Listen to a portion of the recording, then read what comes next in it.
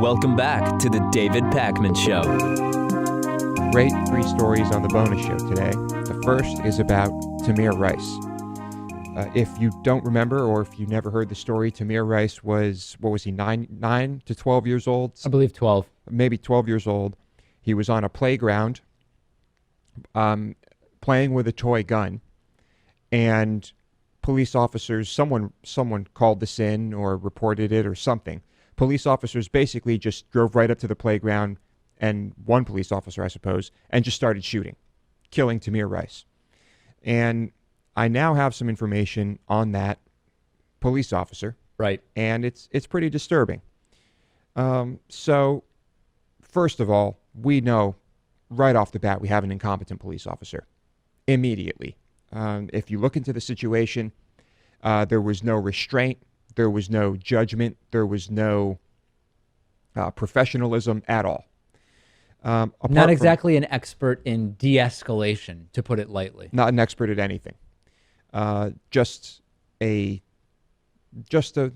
bum. Just some bum who was wearing a uniform. Lewis's backlight off for today's show, by the way. That was a creative decision. No, I just forgot to put it on. Very nice. It's kind of a new thing. Sure, yeah.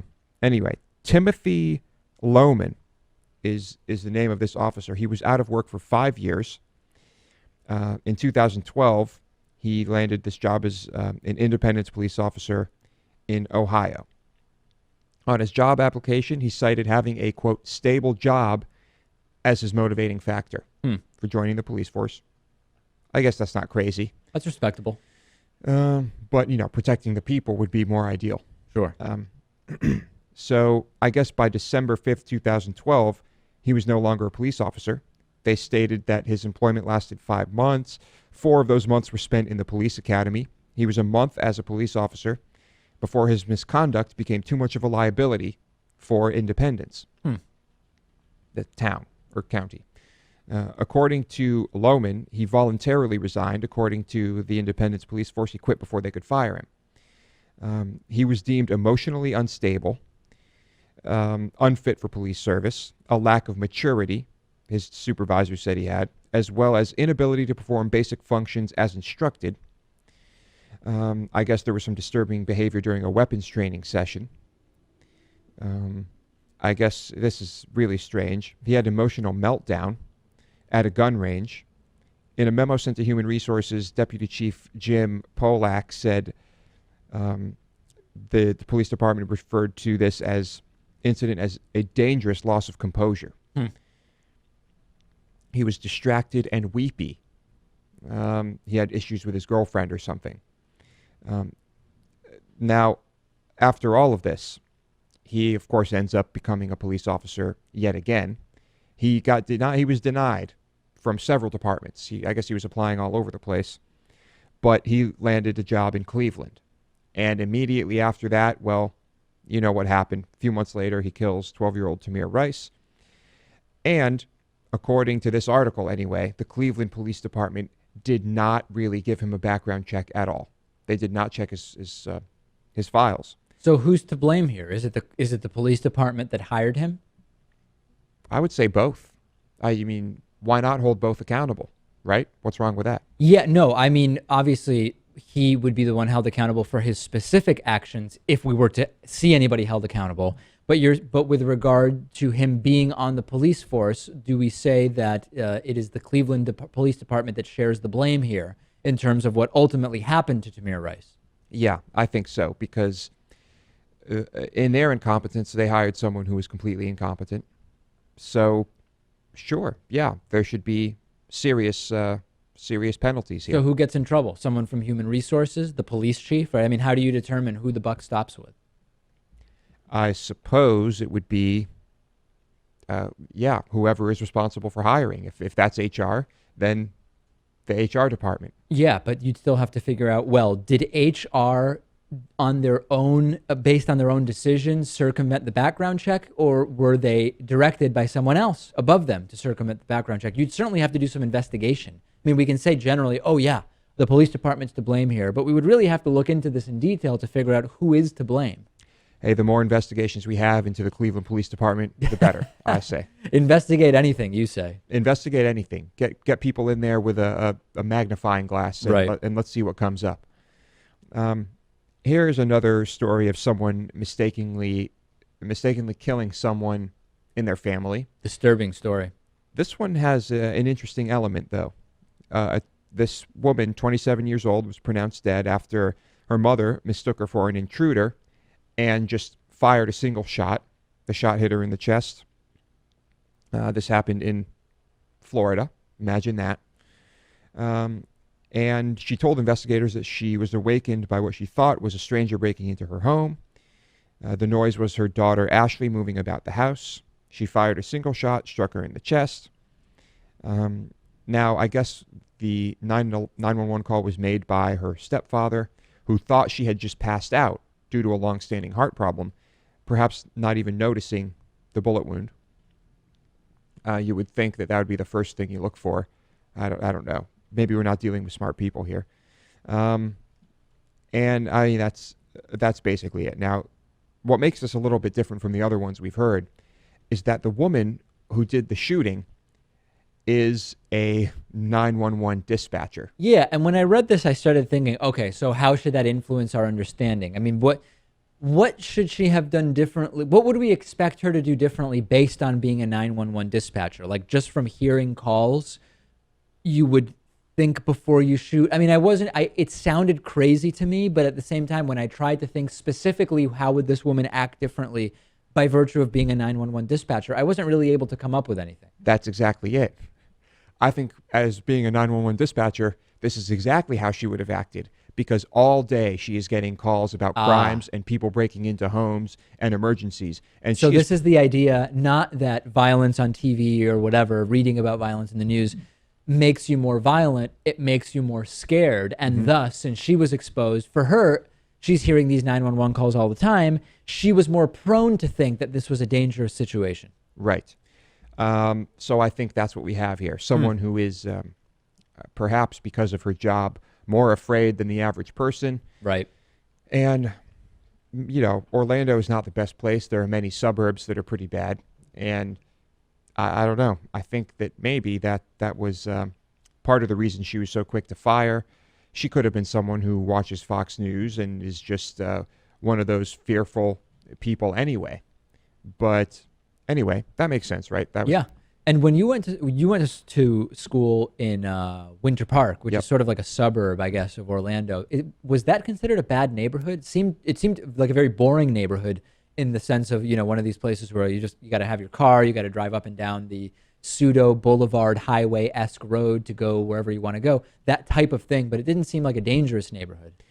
No, there were violent crimes, gun crimes, stabbings, shootings all the time. Really? Yes. A lot of drug-related crimes. I mean, I remember there was a gun store right by your apartment. Yeah. No, and there were always helicopters overhead looking for people with their searchlights. And yeah, it was not a good area.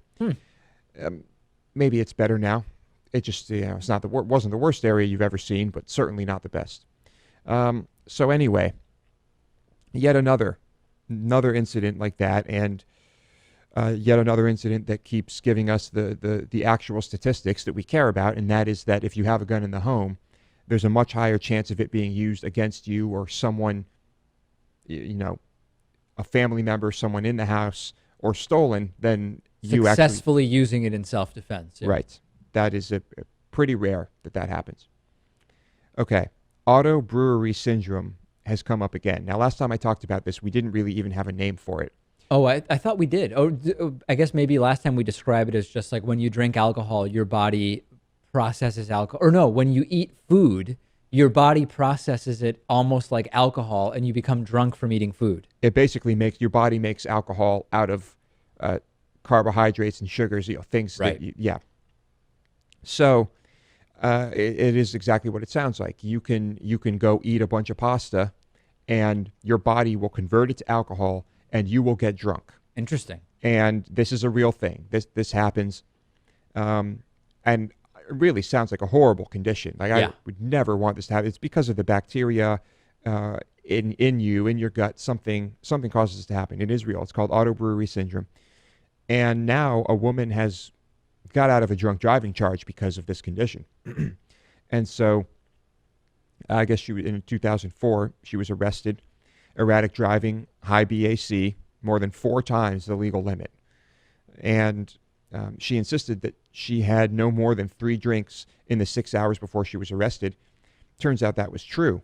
But this 35-year-old school teacher ate quite a bit. It turned into alcohol. Now, what I don't understand is, okay, your body turns food into alcohol, but does it also make you feel the same effects as if you had had drinks? Yes. It does. Okay. Mm-hmm. Yeah, you get drunk. It's no different. So, it's I guess they say here it is the yeast in your intestines. And so when the alcohol, you know how some people give themselves like alcohol enemas? No. Well, I mean, I guess I'd heard of it as like a thing the kids these days are doing. Yeah, you get messed up real quick. Yeah. It absorbs into your body very quick. And so, when this happens in your intestines, I would imagine that the same thing applies. I mean, Right. pretty much as soon as it's produced, it's getting absorbed and you're getting drunk. So, anyway, it was proven that she has this ailment and she got out of it. I mean, it's very rare. It was first documented in Japan in the 1970s. And I guess it is being used more frequently now in drunk driving cases. Let's just hope that there is a process here that actually determines that this is real. If you were to have like a bag of Sour Patch Kids when you have this, would that be equivalent to like drinking Mike's Hard Lemonade or like the more, fruity type bottled drinks that are more, like the Bacardis, or I don't even remember what they are. You know what I'm talking about, Lewis? Yeah, I think, I don't know. In this case, I don't think it's so much sugars as carbohydrates. Ah, okay. So, you go to, imagine, Dave, you go to the Olive Garden. Right. And you get the tour of Italy. Sure. What is that exactly? It's just like a whole bunch of stuff. And after the nausea, but before the diarrhea, Okay. It gets, all this pasta gets converted, and on your way home, all of a sudden you're drunk. Imagine, though, what would be even worse if it doesn't get converted because it's not real pasta. Well, I think it is real pasta. It's just not real Italian food. Right. No, Is that fair? Yeah, it's very fair. Yeah, we hate Olive Garden on this show, in case you didn't realize. Anyway, autobrewery syndrome, if anyone in the audience has this or knows someone who has this syndrome, tell us about it, because I'm fascinated by this. I heard Olive Garden wanted to put a location in Boston's North End, which is an Italian neighborhood, and they were turned down because it's an Italian neighborhood. And they were like, there's no room for an Olive Garden here.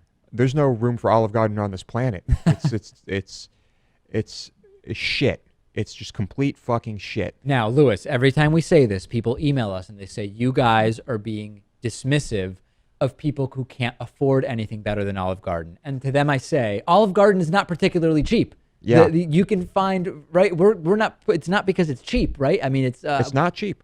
I don't actually know what it costs, but from what I understand, from the people I've spoken to, it's the same or more than like a home-style local Italian restaurant. Last time I was there, I was shocked at the prices. When was the last time you were there? It was a long time ago. Oh, okay. But I was shocked. I mean, a pasta dish for like $17. At Olive Garden? I believe so. Yeah. Maybe that's like at the, maybe that's in big cities. I don't know. Have you, I mean, the exception is, of course, some people live in food deserts, and this and Applebee's may be the only restaurants that you have. Okay, so learn to make Italian food yourself. There you go. It will cost less and it will be better. Right. Okay. You can follow the most simple recipe. It'll be better than the Olive Garden. Anyone can do that. You making your own pasta these days? Making my own pasta? Yeah. Oh, no. No, that's, I don't go anywhere near that territory. I see. Yeah. I have a pasta maker. Do you use it? I used it once and it was a disaster. But I would be up for trying it again. Yeah.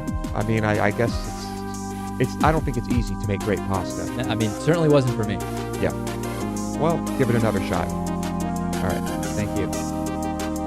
The David Pakman Show at davidpakman.com.